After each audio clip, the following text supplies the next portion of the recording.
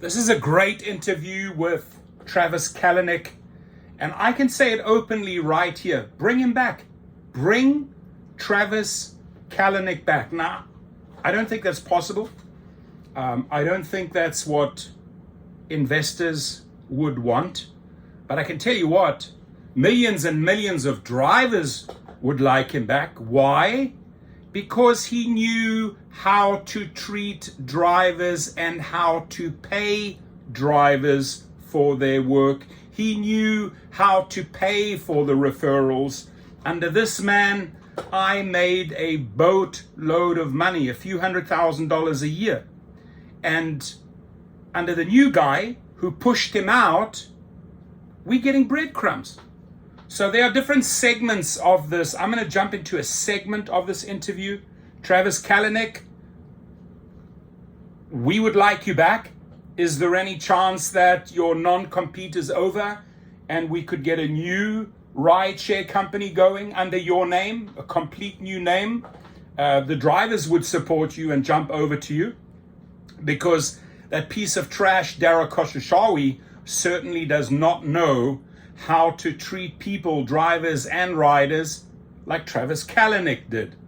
And your thoughts, do you want him back? When you got ousted.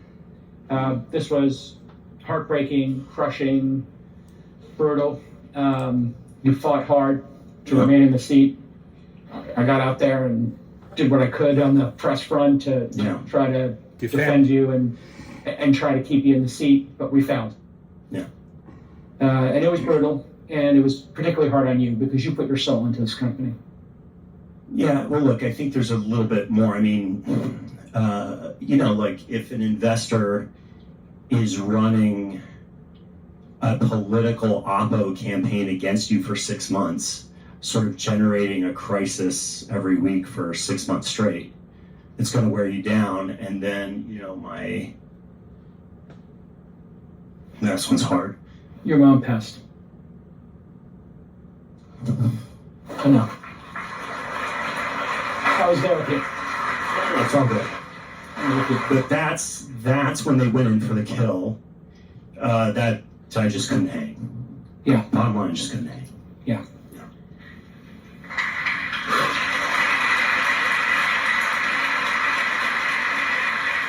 And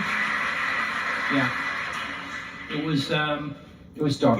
To me, this is brutal. It really is brutal, right? His mom died in this crash, and they came down on him with a ton of bricks, right? And this man has compassion. This man has empathy. This man has feelings, right? I tell you what, that piece of shit Dara Khosrowshahi has no feelings. He does not lose a minute of sleep when drivers get slain, shot, stabbed, carjacked. That's not him. He cared about his drivers. I don't care about the other toxic culture. I'm going to put that aside. I'm talking about how he treated drivers and riders, how he built the company. The true pioneer that these thugs pushed out, it still remains Travis Kalanick, right? And to do that, and to run these campaigns against you, to wear you down, and then when you're really weak, when your mom or your dad passes away, right, to then pull that rug out under you. These guys have shown their true colors, ladies and gentlemen. Dara Khosrowshahi and the investors are trash. Any of you investors and any of you executives watching this, you trash. The husbands and wives supporting the people, the executives and the investors, you trash. All of you. You all trash. Because you do not know how to manage and treat human beings.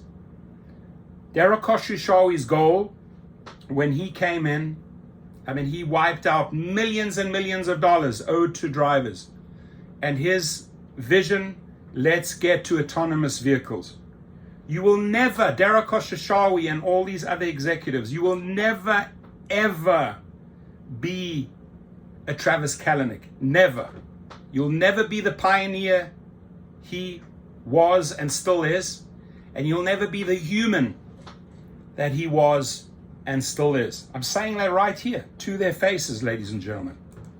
It was dark. Yeah. So, but look, a lot of people go, "Hey, are you pissed off?" or this thing, and I say, first, I loved it every minute. I loved every minute. But when you fall in love again, you don't think about the ex very much. Right. Cloud Kitchen's the ex. You moved on. And you put all that in there, and I just want to say, like, I am proud of everything you did. And watching Likewise. you do it and getting to be there and witness it. I learned so much from you. The community learned so much from you, and I think we all owe, like, the playbook. I learned so much from this man. I can say it right here. I really did. Because I looked into the way he was running the company. I found a position for myself in his vision. I fulfilled my vision.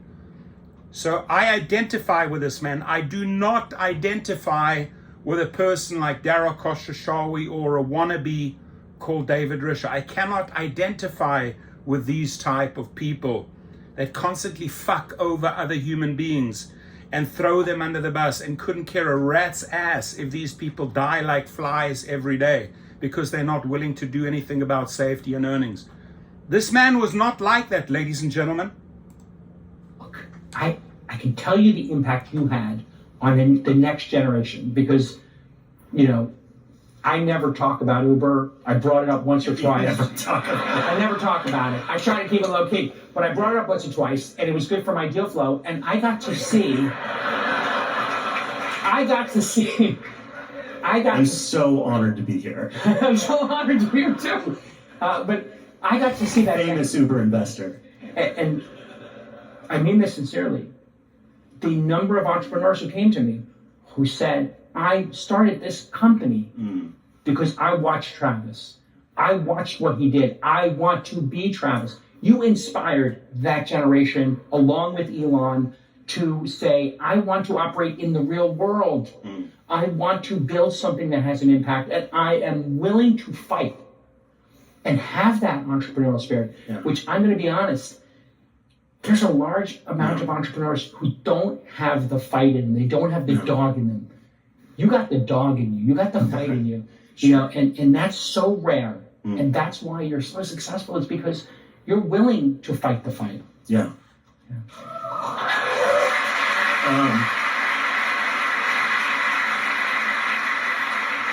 You know, look, we just saw the Olympics. And I know I made that marathoner analogy before, but like every one of those gold medalists, they got the dog in them. There's no other way. We're just playing a different sport. And I think some of the interesting parts about this sport is that it's not just an individual thing. It's a massive team, and there's stakeholders in cities and citizens and all that. It's just fun.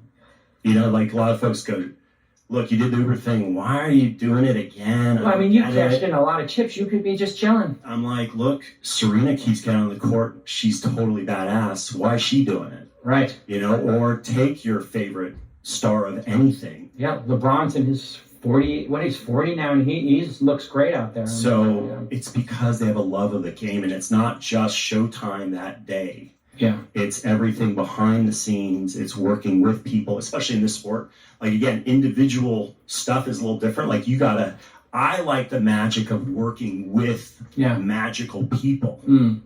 Doing it as a crew is where all the good stuff happens. And they all keep coming back. You know, I've seen a lot of the folks who came for a second tour of duty with you. That speaks volumes. As we end here, Dara's done. I got to know him. Yeah. Try to support the team over there for the legacy. And he's done a decent job, solid job. Profitable. What's that? Let's go. They went from my $75 million a week to profitable. I like it. Well, I mean, it is great for the go. legacy. We always knew it was easily to make it profitable. People were saying, "Oh, it can never be profitable," and you and I were talking, be like we were raise the price $1, profitable. Like, it's not difficult. Or just look, there's an art to that too. It's all good. Yeah. But yeah, like I think Uber's gotten to a great place. The profitability is there. That means it's going to be around now. They've got to figure out the autonomous thing. I think that's the next big challenge to go after. Well, let me just put it out there. He's going to do his tour, and his tour is going to end. Would you consider doing what Steve Jobs did and coming back and merging cloud kitchens with Uber? Would you consider it if the opportunity was there, or can you not go home? So you're saying there's a chance? Can you go home? I mean, this would be the return of the king. This would be my dream. If you came back, I know it's not your dream, but it's.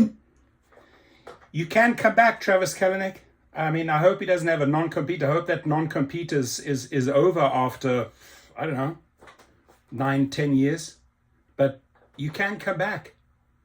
He's got every bit in his DNA as a fighter, as a doer, as an opener, as a completer. He can do it. Mine. If Cloud Kitchens became part of Uber, it would be a $1 trillion company with you back in that seat. Would you take the seat again if it was offered? Would you consider it? Well, I definitely know who my head of comms would be. On that note, ladies and gentlemen, drivers, chime in. Do you want Travis Kalanick back? Travis, great job.